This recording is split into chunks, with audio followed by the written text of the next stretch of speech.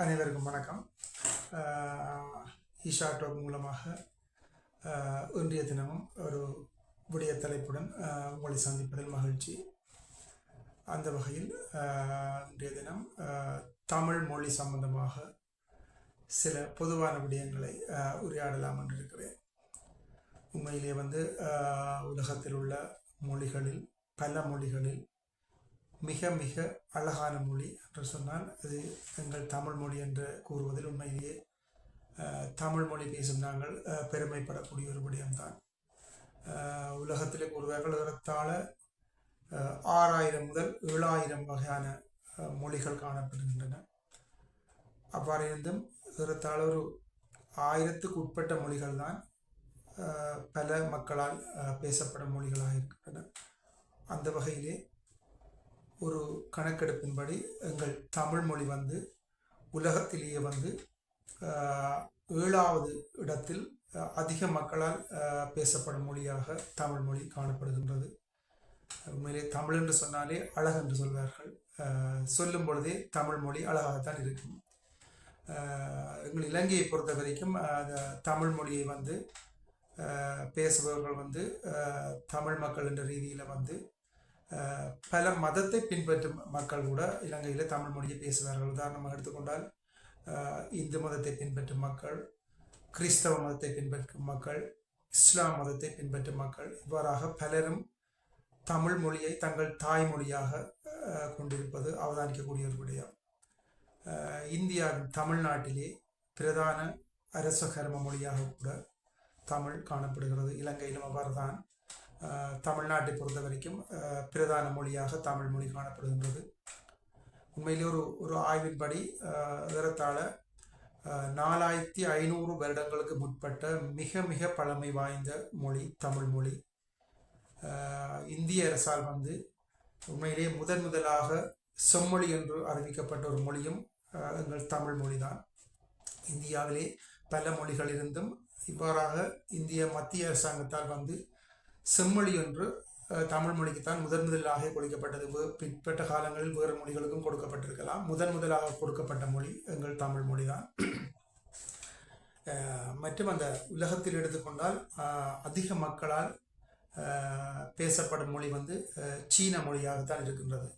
நான் நினைக்கிறேன் அதன் பெயர் மெண்டரியம் அப்படி ஒரு மொழி தான் கூடுதலான மொழி மக்களால் பேசப்படும் ஒரு மொழி. அவ்வாறான சில மொழிகளில் சில எழுத்துக்கள் மிக மிக குறைவாகத்தான் காணப்படுகின்றன. உதாரணமாக எடுத்துக்கொண்டால் எங்கள் தமிழ் மொழியில் இருக்கின்ற லானா என்ற வகை, நாங்கள் தமிழ் சொல்வோம் மவ்வளவு லானா என்ற வகை உலகிலே மிக மிக அரிதான சில மொழிகளுக்கு மட்டும்தான் அந்த லானா வகை காணப்படும் என்று சொல்லுவாங்க. அதுக்கு பழம் என்று வரும். நாங்கள் அதை இந்த சரியான தமிழில் 2 லானா இருப்ப எல்லாருக்கும் தெரியும். ஒன்று மவ்வளவு லானா, இன்னும் ஒன்று சொல்லுவாங்க கொம்புளவு லானான்னு சொல்லுவாங்க. இந்த மவ்வளவு லானா உண்மையிலே உச்சரிக்கும் பொழுது மிக அழகாக இருக்கும். அதை பழம் என்று சொல்வதை விட பயம் என்று சொல்லுவாங்க. அதாவது இவ்வளவு பொருத்த முதலியில் அவ்வளவாக அந்த லானா உள்ள வரிசையில் உள்ள மொழிகள் உலகில் மிக அரிதாகத்தான் இருப்பதாக நான் அறிய கிடைத்தது. அந்த வகையிலே இந்த தமிழ் மொழி என்றது உண்மையிலேயே தமிழ் மொழி பேசுவதில் நாங்கள் பெருமைப்படக்கூடிய விடயம்.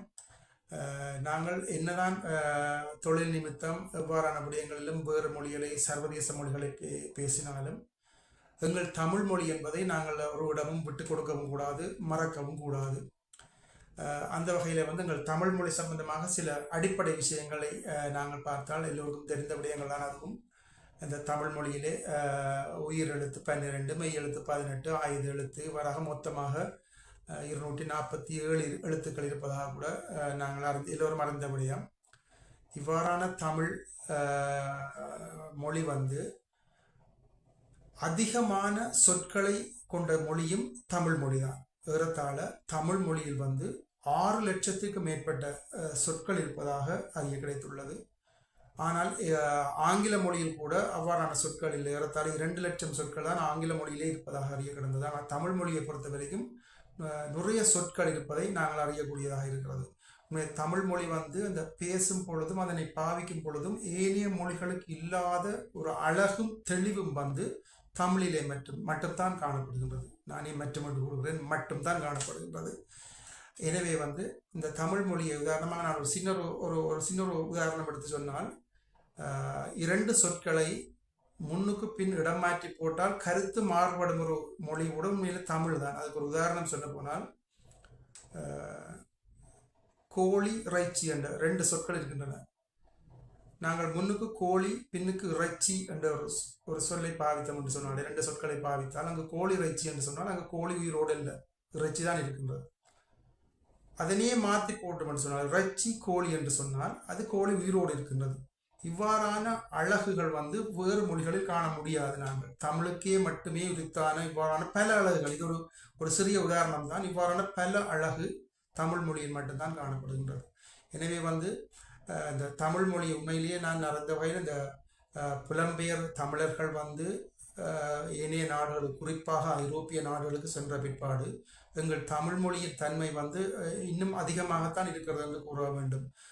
உண்மையிலே சில தமிழர் பிரதேசங்களில் எங்கள் இலங்கை, இந்தியா, மலேசியா போன்ற இடங்களில் இல்லாத சில தமிழின் தனித்துவத்தை புலம்பெயர் தேசத்தில் இருக்கின்ற எங்கள் தமிழ் மக்கள் பலவாறு முன்கொண்டு செல்வதை நாங்கள் அறியக்கூடியதாக இருக்கும். உண்மையிலே அது ஒரு போற்றப்படக்கூடிய ஒரு விடயம் கூட. இந்த தமிழ் மொழிக்காக உலக தமிழர்கள் மாநாடு அவ்வாறாக நிறைய விடயங்கள் எடுத்து செல்லப்படுகிறது. உண்மையிலே வரவேற்கப்படக்கூடிய விடயம். எனவே இந்த தமிழ் மொழி பேசும் நாங்கள் வந்து அந்த சர்வதேச மொழியான ஆங்கிலத்தை பேசினாலும் தமிழ் மொழியை பேசுவதில் நாங்கள் எப்பொழுதுமே பின்னிக்கக்கூடாது, வெட்கப்படக்கூடாது. அதுதான் உண்மையில் ஒரு விஷயம் வந்து. அது ஒரு திரைப்படத்துக்கு நீங்கள் உதாரணமாக பார்த்துருக்கலாம். நான் நினைக்கிறேன் தனுஷ் ஒரு திரைப்படம் வந்து யாரடி நீ மோகினி என்ற திரைப்படத்தில் தனுஷ் வந்து அந்த ஒரு ஆஃபீஸில் வந்து ஆங்கிலத்தை கதைக்க அதை பின்னிற்க ஆங்கிலம் பெரிதாக வராத ரீதியில் நிற்கும் பொழுது அந்த ஆஃபீஸின் வந்து மேலாளர் வந்து அவரை, நீங்கள் பேசும் மொழி எது என்பது முக்கியமல்ல, பேசும் விடயம்தான் முக்கியம், எனவே உங்கள் சொந்த மொழியில் பேசலாம் என்று சொல்லும் பொழுது தனுஷ் தமிழ் மொழியை மிக அளவாக அதை உரையாடுவது வந்து ஒரு போற்றப்படக்கூடிய விடயமாக இருக்கிறது. ஏன் நான் இதை கூறுகின்றேன் என்று சொன்னால், நாங்கள் என்ன விடயம் கூறுகிறோம் என்பதுதான் முக்கியமே தவிர அங்கு மொழி முக்கியமில்லை. அதனால் வந்து எங்கள் தமிழ் மொழியை நாங்கள் வந்து எங்கு உரையாடும் பொழுது நாங்கள் வெட்கப்படாமல் தாராளமாக உரையாடலாம்.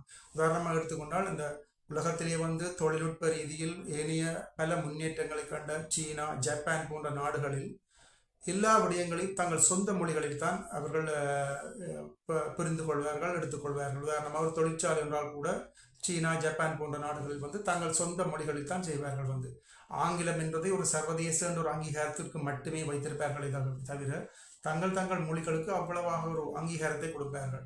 நாங்களும் அவ்வாறாக எங்கள் தமிழ் மொழி என்ற விடயத்துக்கு வந்து உண்மையிலேயே ஒரு பெரிய ஒரு அங்கீகாரத்தை நாங்கள் கொடுக்க வேண்டும்.